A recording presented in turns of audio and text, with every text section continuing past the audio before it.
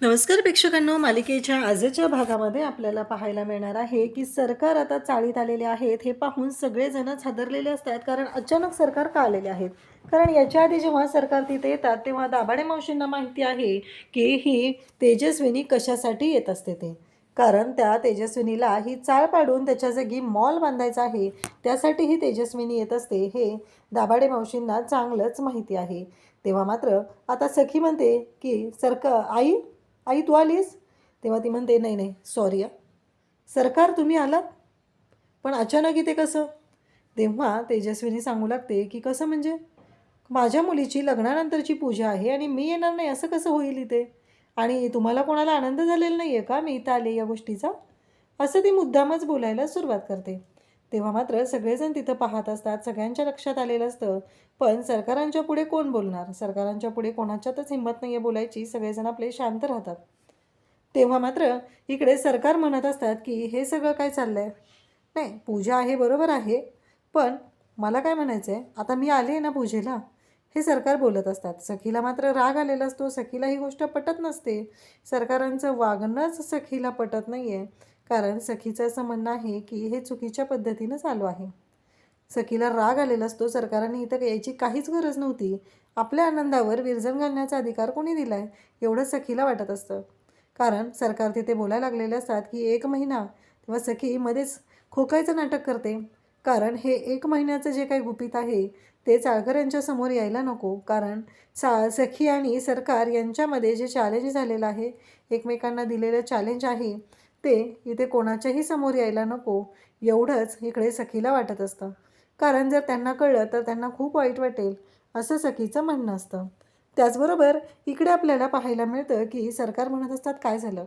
तेव्हा काना म्हणत असतो की चला सरकार आपण बोलूया तिकडे जाऊन, आणि तुमची लेक आल्यापासून माझ्या घरामध्ये खूपच छान बदल झालेला आहे. तुमच्या लेकीचं पाऊल माझ्या घरामध्ये पडताच घर अगदी उजळून निघालेलं आहे, असं काना सांगतो आणि सरकारला चल म्हणत असतो. तेव्हा सरकार म्हणत असतात, दाभाडे मावशी काय झालं? पटलं नाही आहे का तुम्हाला? म्हणजे तुम्हाला या गोष्टी पटत नाही आहेत का? असं म्हणत दाभाडे मावशींना इकडे सरकार बोलत असते. तेव्हा मात्र दाभाडे मावशी शांतच होतात, कारण दाभाडे मावशींना माहिती आहे की ही बाई कोणत्या लेवलची आहे आणि कशी आहे ते. त्याचबरोबर इकडे आपल्याला पाहायला मिळतं की कान्हा मात्र बोलत असतो. कान्हा म्हणत असतो की बास, चला बरं सरकार मी दाखवतो तुम्हाला कसं आहे तुमच्या लेकीने संसार कसा थाटला आहे ते तरी बघा, असं मुद्दामच इकडे कान्हा सांगत असतो. तेव्हा मात्र सखीला तो म्हणतो की मी सरकारांना आपलं घर दाखवून आणतो, असं म्हणत सखीला सांगून आता तो तिथून निघत आहे.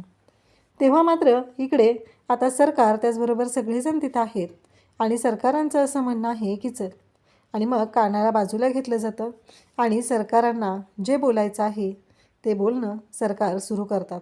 ते म्हणजे सरकारांना माहिती आहे की हे जे काय कानाचं चाललेलं आहे ते त्यांना अजिबात आवडलेलं नसतं. त्यासोबतच इकडे गौतम मात्र आता सरकारांच्या रूममध्ये पोचलेला आहे आणि तिथे शोधाशोध सुरू केलेली आहे. गौतमला खरं तर सरकारांचा खूप राग आलेला आहे. सरकारांचं हे जे काही आहे ते अजिबात पटलेलं नाही आणि गौतम तिथे शोधाशोध करत असतो, पण तिथे लेन्स सापडतात. लेन्स बघितल्यानंतर गौतम म्हणतो की वहिनी लेन्स का वापरत आहे, पण कशासाठी, हे सगळ्याचा काय अर्थ आहे? एवढाच विचार गौतमच्या डोक्यात सुरू झालेला असतो. आणि तेव्हा मात्र इकडे तो म्हणत असतो की पण या लेन्सचा काय संबंध आहे? त्या गोष्टींचा विचार गौतम करत आहे, कारण वहिनीकडे या लेन्स कशासाठी आहेत. तर इकडे आता कान्हाने सरकारांना बाजूला घेतलेलं आहे. तेव्हा सरकार म्हणत असतात कुठे आहे कॅमेरा, कुठे आहे? मी सांगितलं होतं ना कॅमेरा लावायचा.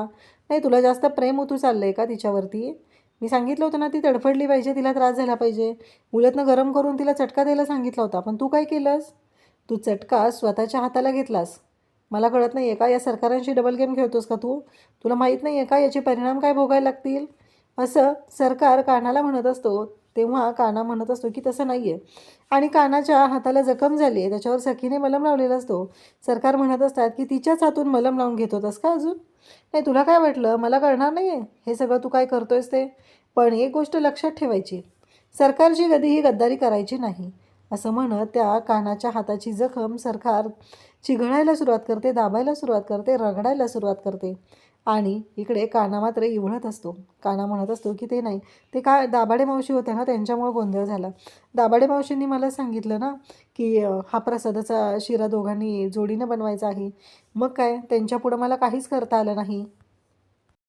आता मात्र सरकारांच्या रूममध्ये ज्या लेन्स असतात त्या गौतम काकाला सापडलेले असतात. गौतम काका शोधाशोध करत असतो, नक्की काय आहे, कुठल्या गोष्टीचा काय अर्थ आहे, हे गौतम काकाच्या लक्षातच आलेलं नसतं. आणि आता गौतम काका विचार करायला लागलेला असतो.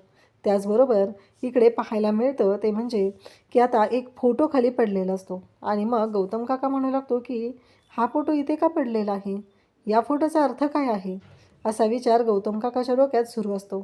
आणि तेव्हा मात्र गौतम काका तो फोटो उचलतो आणि त्या फोटो म्हणजे तो वहिनीचा फोटो आहे आणि या फोटोवरती क्रॉसमार्क केलेला आहे. म्हणजे रेडने क्रॉसमार्क केले, याचा अर्थ काय आहे, हा विचार गौतम काकाच्या डोक्यात सुरू झालेला असतो. तेव्हा मात्र गौतम काका म्हणत असतो की नाही, असं काहीतरी गुपित दडलेलं आहे, ज्याच्या मागे काहीतरी कारण गौतम आता आहे, हे विचार करू गौतम लागलाय काकाच्या की लक्षात काय असेल आलेलं याच्या असतं. मागचं रहस्य, कशामुळे झालं असेल हे सगळं, काय आहे हा विचार त्याच्या डोक्यात सुरू झालेला असतो. आणि इकडे मात्र सरकार आता कानाला बोलत असतात, कानाला त्रास देत असते ती सरकार. कानाला म्हणत असते की हे सगळं जे काही आहे ना, हे जास्त दिवस चालू ठेवायचं नाही, असं कानाच्या मागं लागलेली असते. कारण तुला माहिती आहे ना, तू प्रेमात पडलाय का तिच्यासाठी एवढं सगळं करायला लागलाय, असं ती कानाला बोलत आहे. तेव्हा काना म्हणत असतो, सरकार असं काय करताय तुम्ही, अहो असं काही नाही आहे. तुम्हाला माहिती आहे ना, हा काना फक्त पैशाच्या प्रेमात पडू शकतो, दुसऱ्या कोणत्याच गोष्टीच्या हा काना प्रेमात पडू शकत नाही. हे सगळं चालू असतं. त्याचबरोबर सरकार कानाला दम देत असतात. तेव्हा काना म्हणत असतो की कसं आहे माहिती आहे का, दुसऱ्याचं वाटोळं करायला गेलं की स्वतःचंच वाटोळं होतं. तसं झालं आहे बघा, ते मी बेबी सरकारांना त्रास देणार होतो तर ते माझ्या बाबतीत झाले. खरं तर हा डायलॉग सरकारसाठीच कानाने मारलेला असतो आणि तो बरोबर सरकारपर्यंत पोहोचलेला असतो. तेव्हा काना म्हणत असतो की चला चला बाकीच्या गोष्टी बघूया. नाही, आता मी कॅमेरा लावतो. सरकार म्हणतो काही गरज नाही आहे आता कॅमेरा लावायची, मी आहे ना इथे, मी स्वतःच्या डोळ्यांनी बघेन. कानाला खूप वाईट वाटलेलं असतं, कारण या सरकारने त्याच्या हातावरची जखम रगडलेली असते, ही गोष्ट त्याला पटलेली नाही. त्याचबरोबर इकडे सखी आता पूजेला बसलेली आहे. गुरुजी सांगत आहे तुळशीपत्र वाहा, या सगळ्या गोष्टी सखी करते. परंतु अचानक सखीच्या डोक्यात येतं, काना का आलेला नाही अजून, काय बोलत असेल तो सरकारांबरोबर एवढं. आता सरकारांनी बोलावून नेलंय म्हणजे काहीतरी चालू असणार आहे आणि सरकारांचा हुकूम कोण डावलणार, म्हणून कोणीच काही बोललेलं नसतं. तेव्हा मात्र सखी आता विचार करत असते. गुरुजी म्हणतात की सखी मॅडम, कानाला बोलवून घ्या. आता सखी मॅडम कानाला बोलवा असं सांगितल्यानंतर सखी उठते आणि आता पुढच्या पूजेसाठी पुढची जे विधी करायचे आहे त्यासाठी कानाची गरज असते, म्हणून आता कानाला बोलवलं जातं. त्याचबरोबर इकडे आपल्याला पाहायला मिळतं की जेव्हा या सगळ्या गोष्टी चालू झालेल्या असतात तेव्हा सखी स्वतः तिथं उठलेली असते आणि कानाला बोलवण्यासाठी निघालेली आहे. तेवढ्यात काना तिथं आलेला असतो. गुरुजी म्हणतात की काना, पुढच्या गोष्टींसाठी यावं लागेल तुला, आता पुढचं काम करायचं आहे ना, पुढचे विधी पूर्ण करायचे आहेत, सगळ्या गोष्टी करायच्या आहेत, असं इकडे सांगितलं जातं.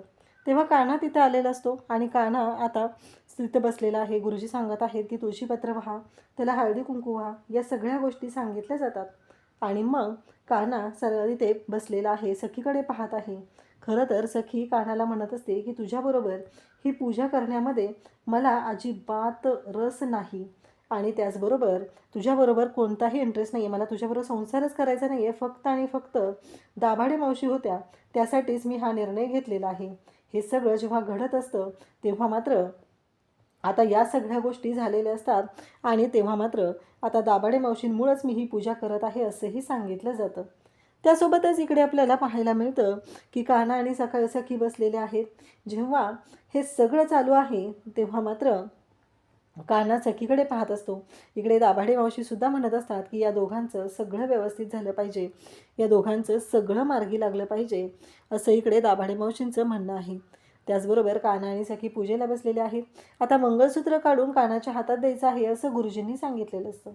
जेव्हा गुरुजी म्हणतात की ते मंगळसूत्र हातात द्या आणि मग मंगळसूत्र जे आहे ते हातात द्यायचं आहे, म्हणून कानाच्या हातात सखी मंगळसूत्र देते. त्या मंगळसूत्राला आता हळदी कुंकू व्हायचं आहे आणि त्यानंतर ते मंगळसूत्र आता पुन्हा उलटं करून सखीच्या गळ्यात, उलटं मंगळसूत्र सुलट करून सखीच्या गळ्यात घालायचं असतं, हे सांगितलं जातं. आणि मग मात्र सखी तिथं पाहत असते. कान्हा तिथेच असतो. कान्हासुद्धा विचार करत असतो. सखी मॅडमच्या बाबतीत सगळं चांगलं झालं पाहिजे एवढाच विचार या कान्हाच्या डोक्यात सुरू आहे. त्याच्या डोक्यात अजिबात वाईट विचार नाही आहेत किंवा अजिबात त्याला वेगळं काहीही वाटत नाही. परंतु इकडे या सगळ्या गोष्टी ज्या घडत आहेत त्या विचित्र पद्धतीने चालू असतात आणि सखी मात्र एवढंच म्हणत असते की लवकरात लवकर हे 1 महिन्याचं चॅलेंज पूर्ण करून मला या सगळ्यातनं बाहेर पडायचं आहे.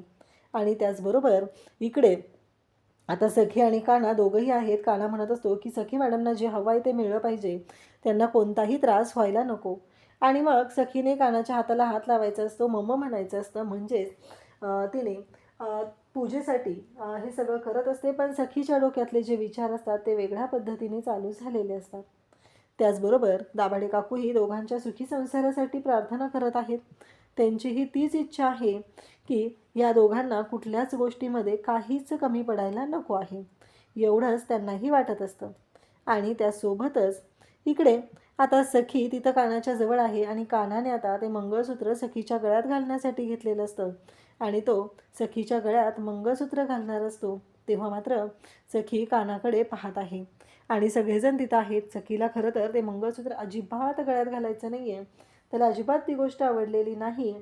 परंतु आता सखीला हे सगळं करण्याशिवाय काहीच पर्याय नाही, कारण आता दोघांचं लग्न तर ऑब्व्हियसली झालेलं आहे आणि त्याचबरोबर या सगळ्या गोष्टी झालेल्या असतात. त्यानंतर इकडे आता सरकार घरी आलेले असतात. सरकारांच्या डोक्यातले विचार काही केल्या थांबत नसतात आणि सरकारांचा जो काही प्लॅन आहे तो इकडे गौतमला जाणून घ्यायचा असतो. म्हणून गौतम तिथेच असतो. गौतमला लक्षातच नसतं की काय झालेलं आहे, म्हणून गौतम हा तिथे थांबलेला असतो आणि अचानक सरकार तिथं पोहोचलेले आहेत. आणि सरकार तिथं आल्यानंतर जेव्हा या सगळ्या गोष्टी घडत आहेत तेव्हा मात्र गौतम तिथे लपून बसलेला आहे. सरकार येतात, त्या लेन्स चेंज करतात, म्हणजे ही बाई वेगळीच आहे आणि हिच्या डोक्यात वेगळंच काहीतरी सुरू आहे हे सरकारांच्या गौतमच्या लक्षात आलेलं आहे. त्याचबरोबर इकडे आपल्याला पाहायला मिळतं की सरकार लेन्स चेंज करत आहे हे स्वतः गौतम पाहत आहे. गौतमला जाणवतं की यामागं काहीतरी गुपित आहे, परंतु हे गुपित काय आहे आणि या सगळ्याचा काय अर्थ आहे. आणि तेव्हा मात्र सरकार हे सगळं का करतायत, या सगळ्याला काय अर्थ आहे, एवढ्याच गोष्टींचा विचार गौतमच्या डोक्यात सुरू झालेला आहे. आणि गौतम मात्र शांतपणे हे सगळं तिथे पाहत असतो. सरकार आलेले आहेत, सरकारांचं काहीतरी वेगळं सुरू आहे, या सगळ्या गोष्टी गौतमच्या लक्षात सुद्धा आलेल्या आहेत. परंतु सरकारला पण जाणवतं की कुणीतरी तिथं आहे, म्हणून सरकार शोधत शोधत त्या दिशेला चाललेले आहेत. परंतु गौतम तिथे लपून बसलेला असतो. तर उद्याच्या भागात आपल्याला पाहायला मिळणार आहे की आता सखी आणि त्याचबरोबर जानू दोघीही बोलत असतात. जानू म्हणत असते की नाही, मला ना कळतच नाही आहे की काय करायचं. तेव्हा मात्र सखी म्हणत असते की बरोबर आहे. आणि मग मात्र सखी म्हणते की काही करून मला पैसा कमवायचा आहे, मला पैसा कमवायचा आहे, एवढं सखीच्या डोक्यात सुरू झालेलं आहे. आणि तो पैसा कमवण्यासाठी मी काहीही करायला तयार आहे. तर इकडे सखीने आता निर्णय घेतलेला आहे, तो म्हणजे नोकरी करण्याचा. आणि मग सखी छान तयार झालेली आहे आणि इंटरव्ह्यूसाठी जाणार असते. तेव्हा कान्हा तिथं असतो आणि कान्हा म्हणतो की सखी मॅडम हे सगळं काय केलं आहे, म्हणजे या सगळ्याचा काय अर्थ आहे, हे सगळं कशासाठी केलं आहे, असं कान्हा तिला विचारू लागतो. तेव्हा ती म्हणते की मी आता जॉब करणार आहे. हे ऐकल्यानंतर धक्का बसलेला असतो. कान्हा म्हणतो काय. तेव्हा सखी सांगते की हो, मी आता जॉब करणार आहे. हे जेव्हा सखीने सांगितलेलं आहे तेव्हा कानालाही धक्का बसलेला आहे, मला पैसे कमवायचे. इकडे सरकार चिडलेले असतात. सरकार म्हणतात की माझ्या रूममध्ये जायची हिंमत कोणी केली, माझ्या रूममध्ये कोण गेलेलं आणि का गेलेलं हा प्रश्न आता सरकारांनी विचारायला सुरुवात केलेली असते. आणि तेव्हा मात्र सगळेजण तिथं आहेत आणि सगळेजण हे पाहत आहेत. तेव्हा गौतम तिथे उठतो आणि विचारतो, म्हणजे असं काही गुपित दडलं आहे का तुमच्या रूममध्ये की तिथे कोणी येऊ नये असं तुम्हाला वाटतंय. आणि आता हे म्हणता क्षणी सगळ्यांच्याच पायाखालची जमीन सरकते. असं काय गुपित दडलं आहे असं जेव्हा गौतम विचारत आहे तेव्हा मात्र सरकार पाहतच राहतात. अशाच अपडेट्ससाठी चॅनलशी कनेक्ट राहा. थँक्यू.